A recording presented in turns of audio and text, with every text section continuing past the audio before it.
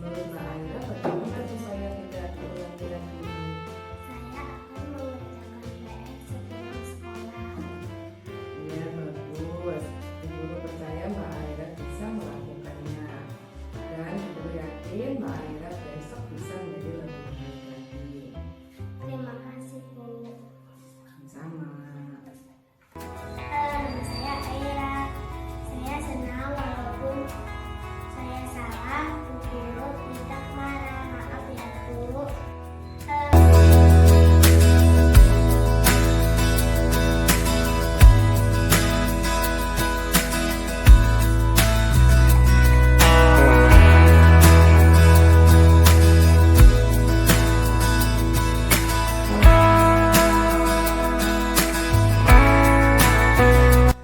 Mbak Fatin, apa betul tadi Bu Guru dengar katanya Mbak Fatin mau teman? Iya, Bu. Terima kasih atas dukungan kamu. Bu Guru yakin kamu pasti ada alasannya. Teman-teman yang lebih dahulu menolong saya jadi marah. Oh begitu, pasti guru juga marah kayak Fatin kalau mau teman. Tapi setiap orang pasti pernah melakukan kesalahan. Menurut kamu, apakah kamu perlu memperbaiki sikap kamu? Iya, Bu. Bagus. Coba ingat kembali kesepakatan dari keyakinan kelas kita. Apa kamu tahu? Kamu sudah melanggar keyakinan kelas apa? Menghormati teman. Ya, baik. Sekarang mari kita cari solusinya. Menurut Fatin, bagaimana cara memperbaiki sikap? Saya akan lebih sabar dan tidak membalas. Bagus, guru percaya Fatin akan bisa melakukannya. Terima kasih. Maaf ya, Bu. Terima kasih. Halo, nama saya Fatin. Saya senang karena Bu Guru sudah menasehati saya dengan sabar.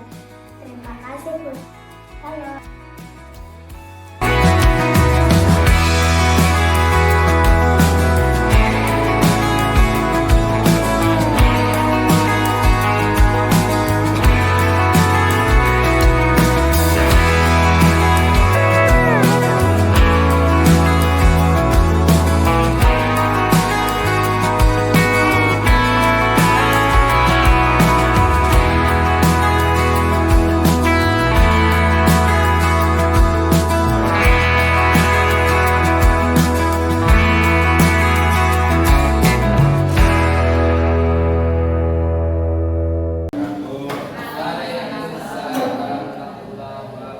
Bismillahirrahmanirrahim. Alhamdulillahirabbil alamin.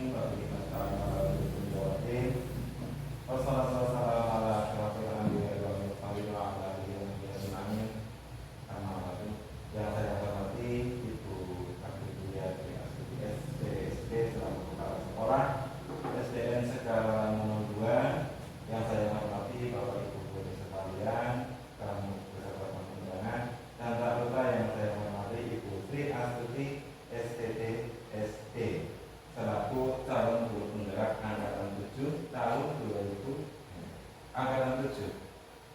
Perkenankanlah pada siang hari ini saya membawakan acara dalam rangka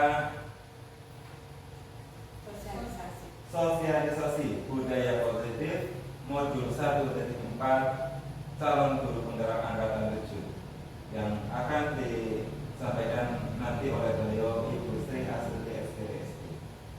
Sebelumnya untuk kelancaran acara pada siang hari ini, marilah kita awali kegiatan pada hari ini dengan doa bagi yang beragama Muslim dengan membaca basmalah bersama, serta bagi agama yang non Muslim dapat berdoa sesuai dengan keyakinan agama masing-masing. Bismillahirrahmanirrahim. Meningkat acara selanjutnya yakni sambutan yang akan disampaikan oleh beliau Ibu Aprilia Astuti SPDSD selaku Kepala Sekolah SDN Segara Langsung. Kepada beliau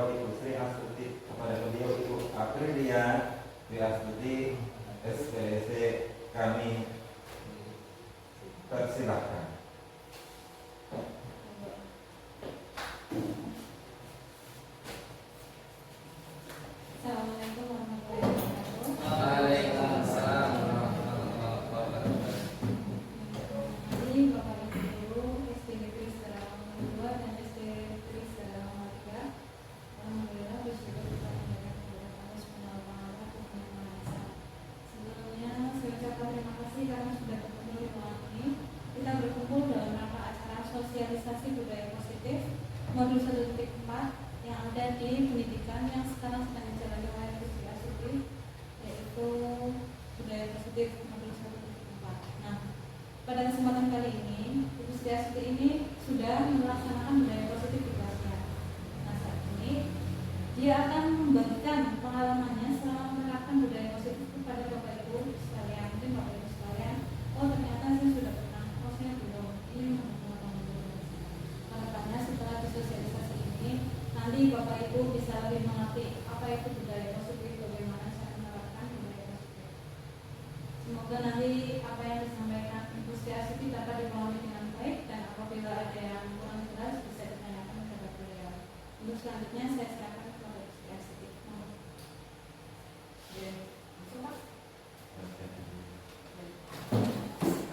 Kepada Ibu Aprilia kami sampaikan terima kasih. Meningkat acara selanjutnya yaitu acara inti, yakni sosialisasi budaya positif modul 1.4 calon guru penggerak angkatan 7 yang akan disampaikan oleh beliau Ibu Sri Astuti SPD. Kepada beliau Ibu Sri Astuti SPD kami persilahkan.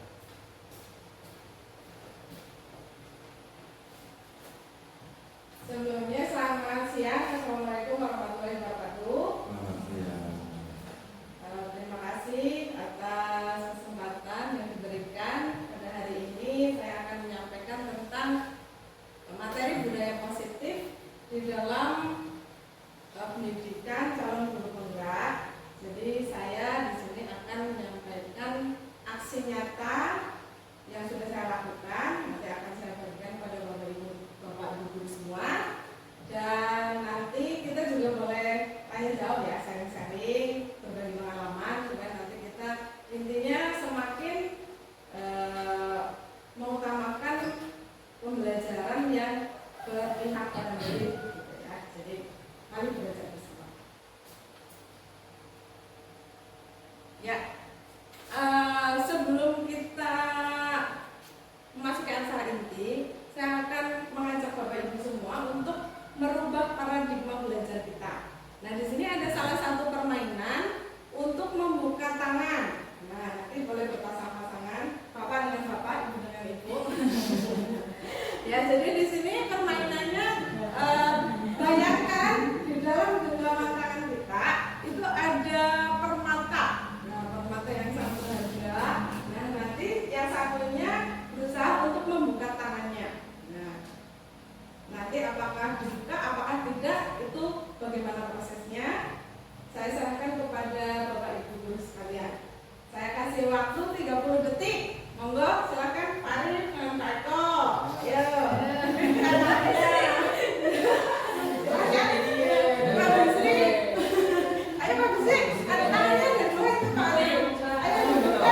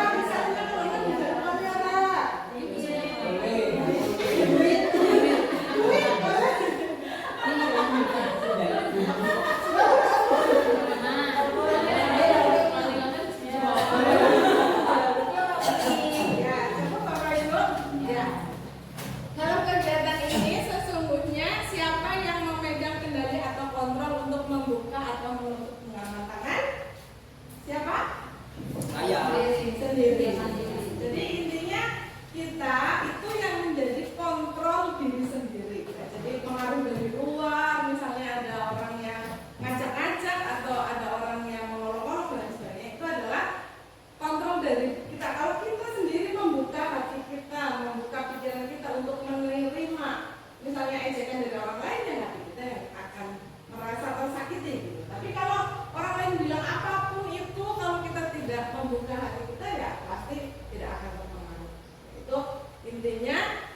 belajar ke depan, mari kita membuka hati kita untuk belajar hal yang baru tentang budaya positif supaya nanti materi yang disampaikan bisa manfaatkan untuk kebaikan bersama. Selanjutnya ini menurut Stephen R. Covey, ya, itu bagaimana seseorang bisa berubah dari paradigma stimulus respon kepada pendekatan teori kontrol. Itu dia bilang, mari kita baca bersama 1, 2, 3. Bila kita ingin membuat kemajuan perlahan, sedikit-sedikit ubahlah sikap atau perilaku Anda. Namun, bila kita ingin memperbaiki cara-cara Anda, maka kita perlu mengubah keadaan kita.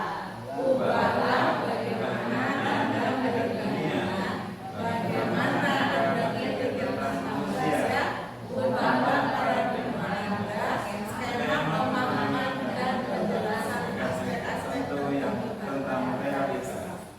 Jadi intinya kalau kita mau sekedar merubah sikap dan perilaku kita itu hanya akan mengubah sedikit-sedikit saja.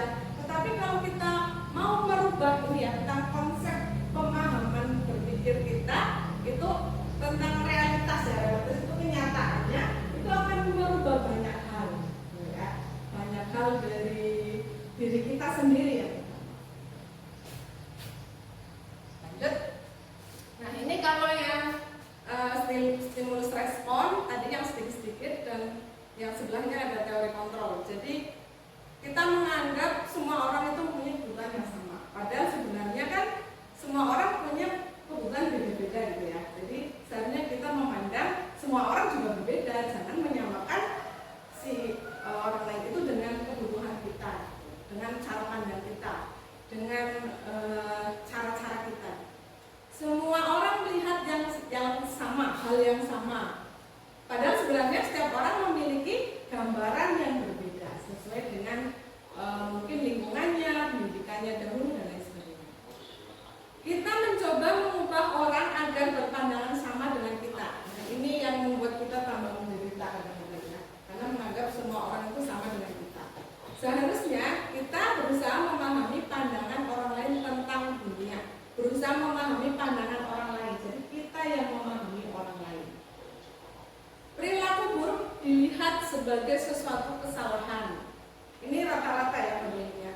Padahal seharusnya semua perilaku itu memiliki tujuan. Kadang kita yang belum ngerti saja apa tujuan. Kadang kalau di kelas kan ada anak yang tiba-tiba lari gitu ya, keluar tidak permisi. Nah kita mengerti itu sebagai kesalahan. Padahal dia mau kebelet gitu kan. Gitu ya. Jadi jangan menganggap sama seperti kita. Orang lain bisa mengontrol saya, sedangkan seharusnya hanya Anda yang bisa mengontrol diri Anda sendiri kayak tadi ya, yang membuka tangan. Tuh sebenarnya kita yang hanya bisa mengontrol diri sendiri. Saya bisa mengontrol orang lain. Nah ini kurang tepat. Sebenarnya Anda tidak bisa mengontrol orang lain. Pemaksaan ada pada saat rujukan gagal, sedangkan sebaiknya kolaborasi dan konsensus menciptakan pilihan-pilihan baru. Makanya kadang anak kalau dipaksa itu semakin banyak berontak ya. Sebenarnya dengan mereka diberi pilihan itu mereka akan merasa bertanggung jawab, lebih mudah untuk mengikuti aturan yang ada. Model berpikir menang atau kalah, sedangkan teori kontrol itu model berpikirnya menang-menang. Jadi kita bareng-bareng menang bersama, gitu ya, sama-sama menang, win-win. Lanjut, nah ini disiplin positif yang masuk ke dalam budaya positif pada intinya. Apa sih disiplin itu? Nah menurut Bapak Pendidikan kita, Kaiser Dewantara, menyatakan bahwa di mana ada kemerdekaan disitulah harus ada disiplin yang kuat.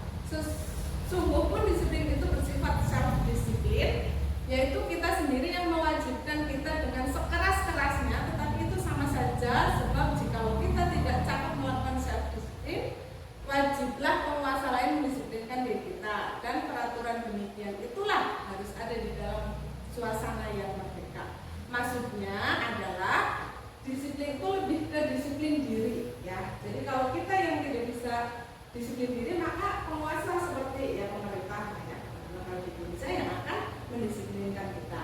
Nah hal ini sejalan Diana Dawson dalam bukunya itu menyatakan bahwa arti kata disiplin itu berasal dari kata disiplina yang artinya belajar. Maksudnya di sini adalah belajar dari dalam diri, ya, dari internal diri kita sendiri untuk sekeras-kerasnya mengusahakan diri kita untuk sesuai dengan aturan-aturan pada umumnya. Selanjutnya, apa sih motivasi perilaku manusia? Nah, menurut Al-Fiqh ini saat kita berulang kali menjanjikan hadiah kepada orang lain, kayak ibaratnya penghargaan lah ya, sebenarnya itu ibaratnya mereka tidak akan melakukan sesuatu yang berkualitas ya. Itu kayak ibaratnya sekedar dorongan ekstrinsi lah dari luar saja gitu ya. Nah, beliau juga mengemukakan baik penghargaan maupun hukuman itu adalah cara-cara mengontrol perilaku seseorang untuk menghancurkan potensi pembelajaran yang sesungguhnya. Artinya di sini Kohn itu sudah melakukan penelitian dan beliau menyimpulkan bahwa penghargaan itu ibaratnya sama dengan hukuman. Padahal kita sering sekali ya memberikan penghargaan kepada anak didik kita. Kalau menurut beliau itu sudah diteliti, di situ diceritakan ada contoh kisahnya, ada anak-anak yang disuruh membedakan gambar-gambar gitu. Kalau yang diberi permen, dia akan semakin banyak melakukan kesalahan gitu kan. Tapi kalau dia yang dikasih tahu, cuma dikasih tahu saja ini salah ini benar, dia malah melakukan lebih banyak kebaikan ya. Jadi intinya penghargaan itu sama dengan hukuman karena meminimalisir potensinya. Selanjutnya, nah ini dicontohkan penghargaan yang menghukum itu pada contoh ini, misalnya ranking ya. Mereka yang mendapat ranking kedua akan merasa paling dihukum karena sedikit lagi satu misalnya. Ya, jadi merasa lebih menderita. Memberikan penghargaan dan hukuman adalah hal yang sama karena keduanya mencoba mengendalikan perilaku seseorang. Sedangkan maksud dari disiplin positif di sini adalah disiplin yang untuk memunculkan motivasi dari dalam diri. Kalau hukuman dan penghargaan itu lebih dari luar, ekstrinsik ya. Jadi hanya karena takut ada guru, kadang-kadang karena ada orang lain, jadi dia mau disiplin. Tapi kalau tidak ada berarti dia semaunya sendiri. Ya. Jadi di dalam penghargaan ini ada banyak kekurangannya seperti pengaruh jangka pendek dan jangka panjang. Jadi kalau penghargaan itu lebih ke jangka pendek. Tapi kalau motivasi sendiri karena memang kebaikan universal itu akan lebih awet gitu ya. Terus penghargaan tidak efektif ya tadi ya karena itu memunculkan dari ekstrinsik. Terus penghargaan merusak hubungan. Kadang-kadang karena penghargaan malah jadi timbul persaingan di dalam kelas, jadi iri dan lain sebagainya. Terus penghargaan mengurangi ketepatan. Di situ ada contoh kasus tadi ya yang dikasih penghargaan, ada mahasiswa di situ sedang praktek, di situ disuruh membuat judul sebuah artikel dan ternyata yang dibayar itu malah potensinya itu lebih susah keluar gitu, lebih sedikit mengeluarkan judul-judul artikel, sedangkan dia yang tidak dibayar malah banyak memunculkan judul-judul artikel gitu ya. Jadi itu di situ sangat kelihatan bahwa penghargaan itu mengurangi ketepatan. Penghargaan menurunkan kualitas dan penghargaan mematikan kreativitas. Penghargaan menghukum dan motivasi dari dalam diri itu yang diharapkan bukan hanya sekedar dari luar. Kita lanjutkan. Nah, selanjutnya ada kebutuhan dasar. Jadi mereka itu anak-anak kita, kenapa kadang-kadang mereka mempunyai sikap-sikap yang negatif itu? Ternyata karena mereka tidak terpenuhi kebutuhan dasarnya. Ada alasannya gitu, kenapa mereka itu kadang suka nakal atau iseng sama teman atau mengambil barang milik temannya itu karena ada alasannya.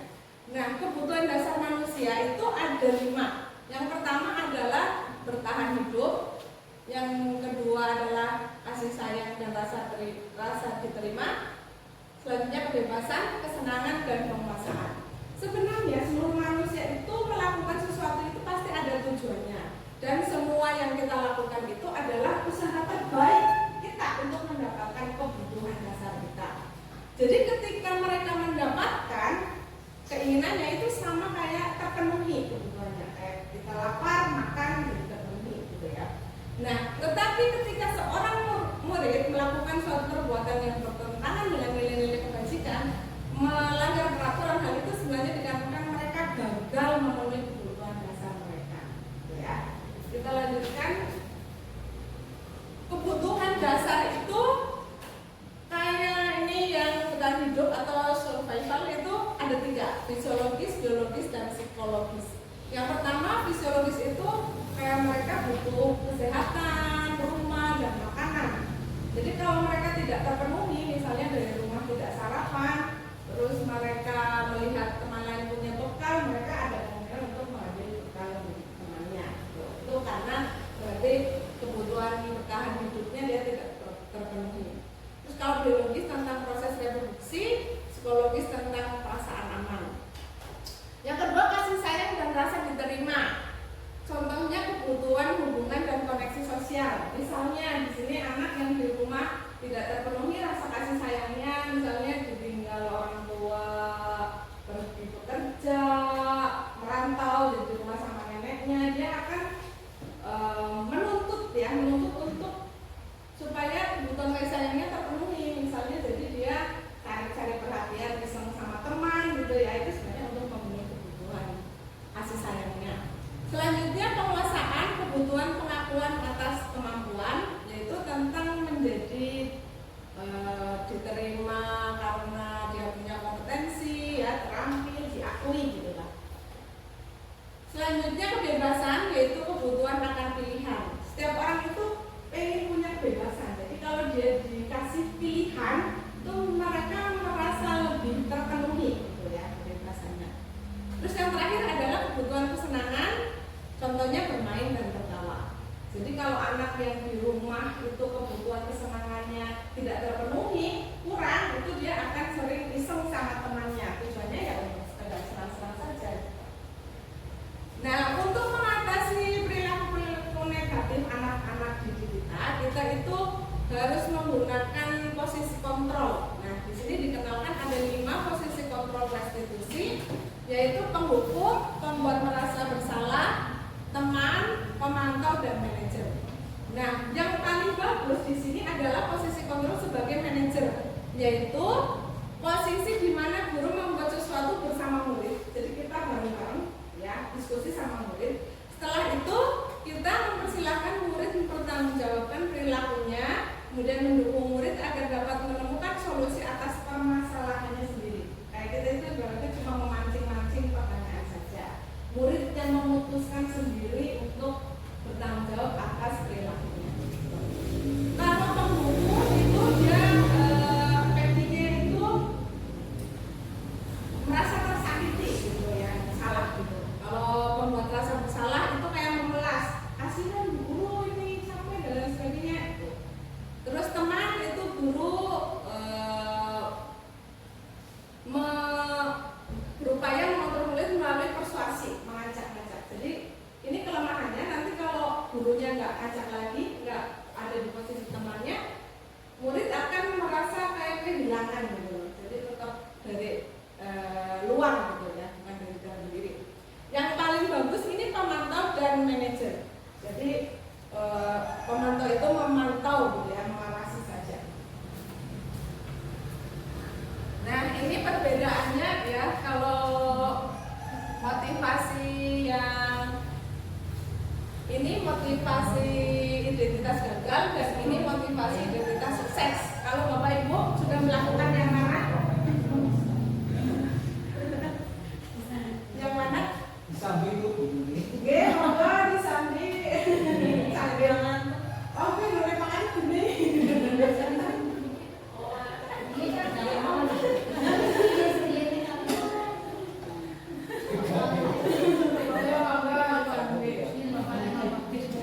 Ini ya, lanjut.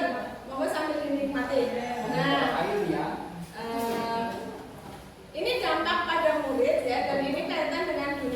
berkualitas. Jadi kalau kita sering memposisikan sebagai posisi penghukum, itu akan mengulangi kesalahan berulang kali dan perilakunya menjadi agresif, malah semakin berontak gitu anaknya kalau kita memposisikan sebagai penghukum. Terus murid meletakkan guru di luar dunia berkualitas, jadi tidak terlalu manut gitu ya. Terus membuat merasa bersalah, itu anak akan menjadi rendah diri, merasa gagal dan tidak berharga.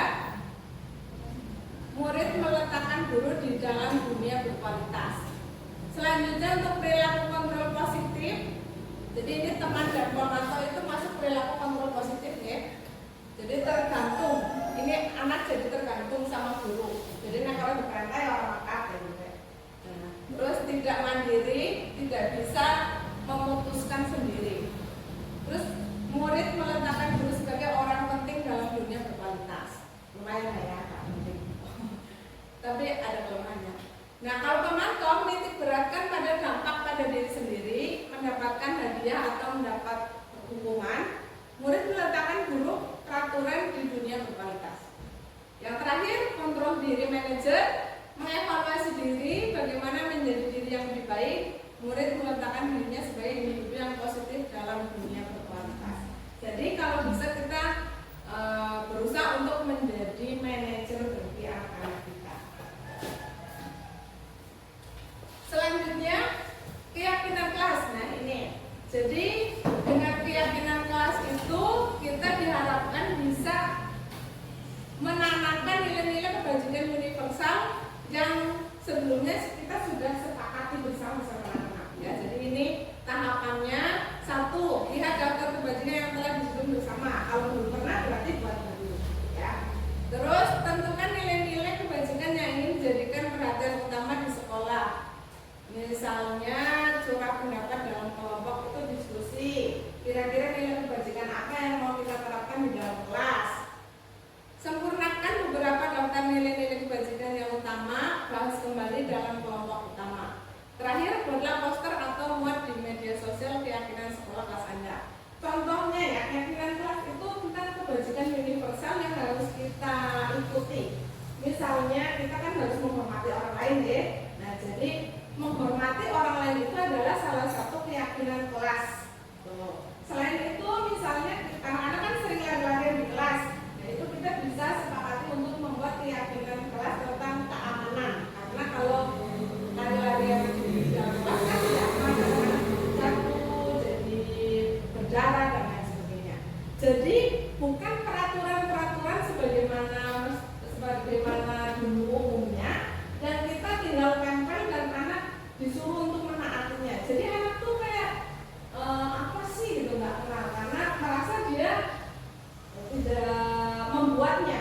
Tapi kalau kita berdiskusi sama anak-anak, ayo kita supaya kelas kita berjalan nyaman dan belajar bagaimana kita buat aturan bersama. Jadi keyakinan kelas ini adalah peraturan yang dibuat bersama antara guru dan murid, tetapi lebih menitik beratkan kepada kebajikan universal. Jadi anak tuh menaatinya itu ya karena memang untuk kebaikannya sendiri dan teman-temannya gitu loh. Ya, bukan untuk sekedar menaati aturan yang sudah ada. Jadi anak tahu alasannya yang sebenarnya. Selanjutnya tentang segitiga restitusi.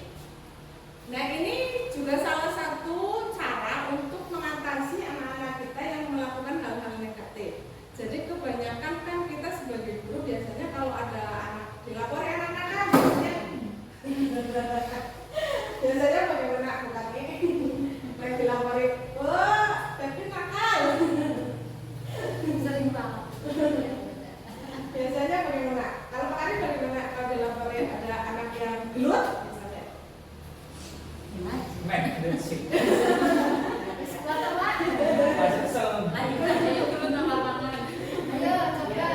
Sini guru yang ya. Nah, ini adalah cara yang disarankan untuk mengatasi anak-anak yang berperilaku negatif. Ya, yaitu dengan segitiga restitusi. Yang pertama adalah memvalidasi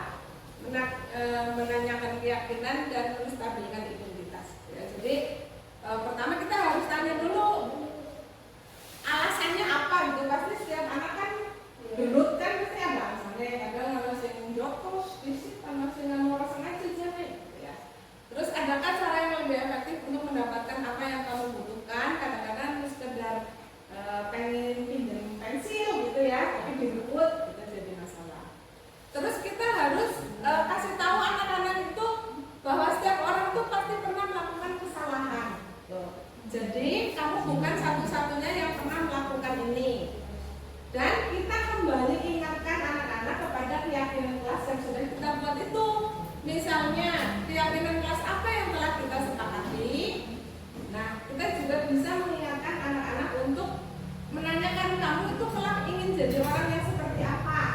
Tuh. Jadi bukan sekedar ini salah, ini benar gitu. Itu malah kadang-kadang menambah menyakiti hati anak-anak. Sudah selesai untuk materi yang saya sampaikan. Selanjutnya saya minta pada Bapak Ibu sekalian untuk berbagi pengalaman berkaitan dengan budaya positif ini. Monggo Bapak Ibu, ada yang sudah pernah melakukan budaya positif ini di dalam kelasnya masing-masing? Tampilkan dulu video. Ya. Dan ada gambaran. Ya, ini ada contoh video tentang budaya positif yang sudah pernah saya lakukan. Ini nanti bisa dilihat ya.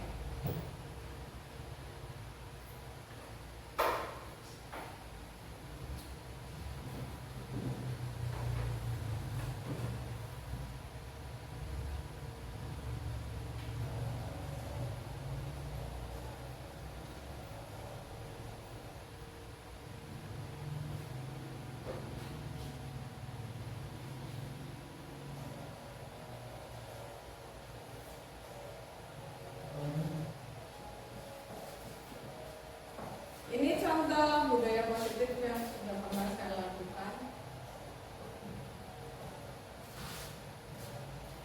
Jadi ini kasusnya, contoh kasusnya itu mengolok-olok temannya.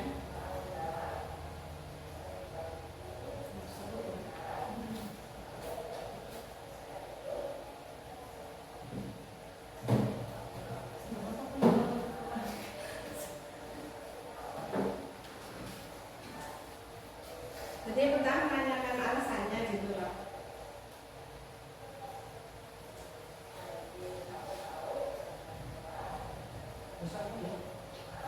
Aira kelas 4 mana ini?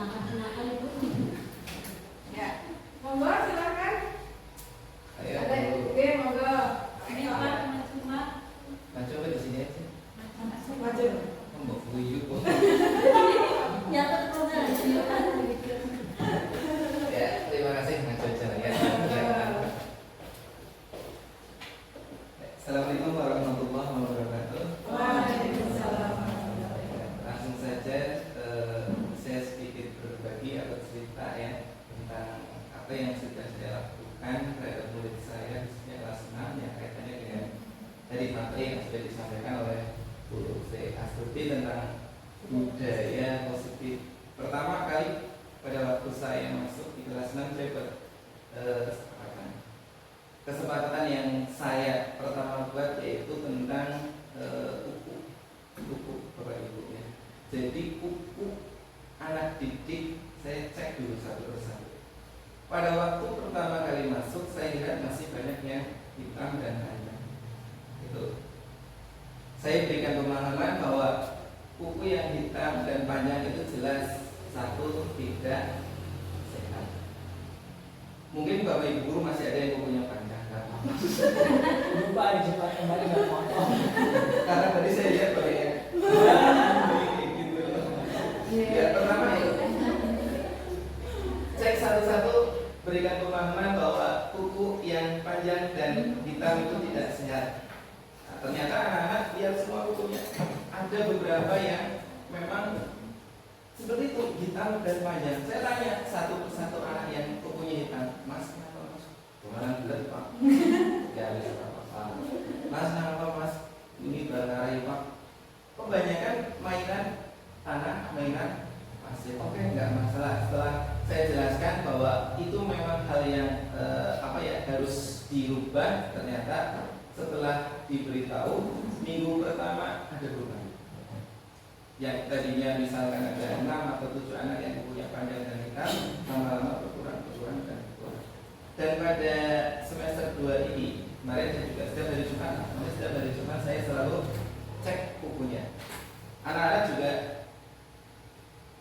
ngecek kuku saya. Ini punya Pak Guru juga pendek dan bersih. Terakhir kemarin pas cek dari Jumat kemarin bersih semua, tidak ada satu kukunya panjang dan kukunya di Jumat pagi itu seperti itu. Begitu yang sudah saya laksanakan sejak 14 tahun yang lalu. Saya selalu seperti itu. Terima kasih.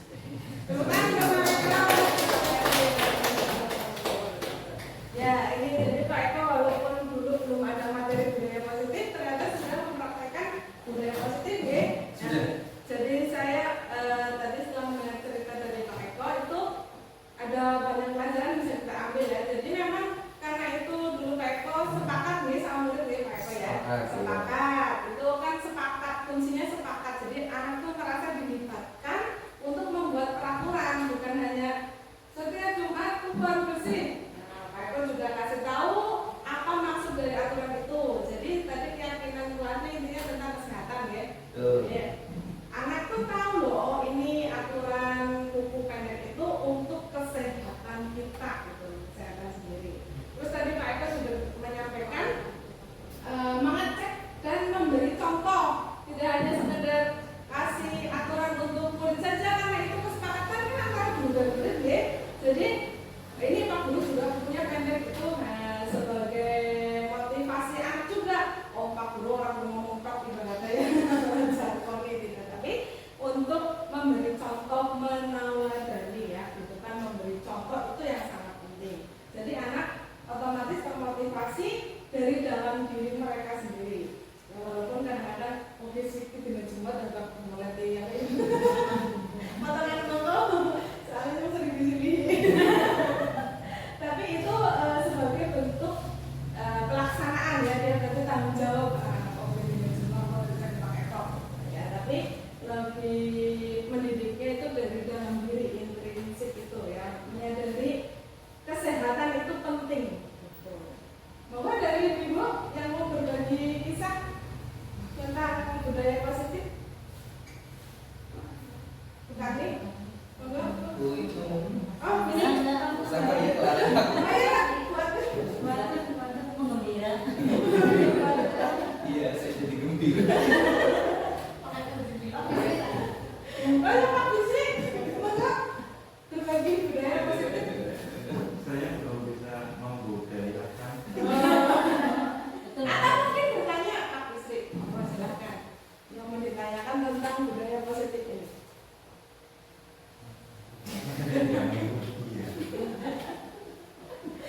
Oh ya, mau ada yang ditanyakan tentang budaya positif?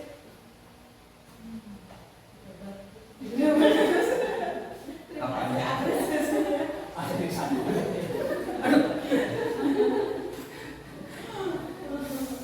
Tidak ada yang ditanyakan? Sudah jelas semua? Jelas, Pak. Oke, Insya Allah juga setiap saat sebetulnya budaya-budaya positif itu juga sudah kita biasakan. Nah, Oke, terima kasih Pak Adit. Ya sebenarnya kita semua sudah membiasakan ya, cuma kadang kita belum mendokumentasikan ya Pak Adit. Nah itu, jadi pentingnya berbagi praktik baik itu ya. Jadi kita jadi tahu gitu, kayak tadi Pak Eko cerita kan saya juga jadi tahu, oh ternyata anak sudah bisa berubah kalau caranya dikasih tahu, dan sebagainya dikasih contoh. Mungkin Pak Arif juga suatu saat bisa mendokumentasikan, biar nanti saya juga bisa ikut nyontek nih Pak Arif, karena itu praktik baik kalau dicontekkan bagus gitu. Jadi meluas gitu ya, bukan hanya di kelas sendiri saja, tetapi bisa ke kelas-kelas yang lain sehingga nanti pada akhirnya di sekolah semuanya akan mempunyai budaya positif yang sama gitu. Ya karena menurut Ki Hajar Dewantoro itu setiap anak itu sudah punya istilah garis-garis tipis gitu ya. Jadi kayak bakat masing-masing. Nah, kita tinggal menebalkan, tapi jangan salah, menebalkannya itu yang positif-positif saja. Jadi jangan sampai kita malah menebalkan yang negatifnya, jadi nanti malah anak lebih cenderung negatif daripada positif.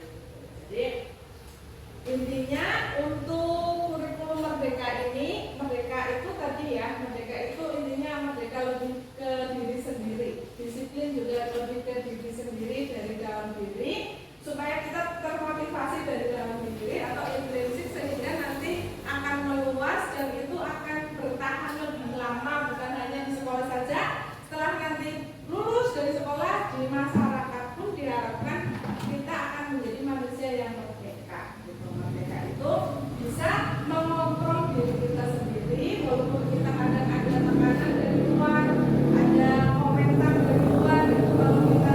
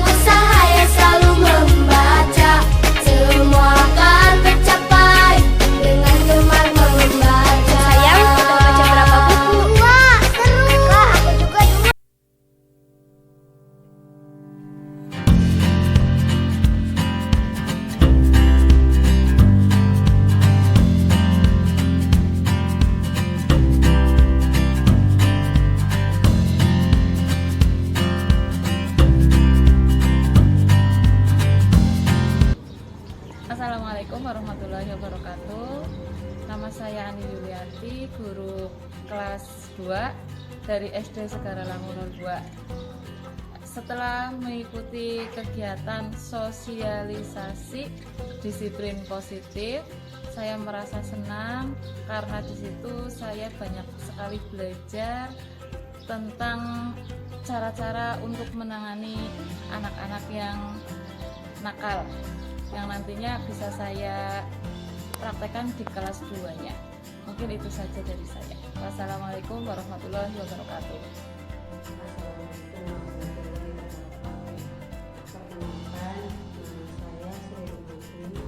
Saya berasal dari SD Negeri Segara Langun 03, Kecamatan Cipari. Di sini saya akan mengomentari tentang paparan yang berjudul disiplin positif yang dipaparkan oleh saudari Bu Sri Astuti dari SD Segara Langun 02. Di sini saya hanya akan berkesan ya, kesannya itu sangat baik dan menginspirasi bagi guru-guru calon penggeraknya.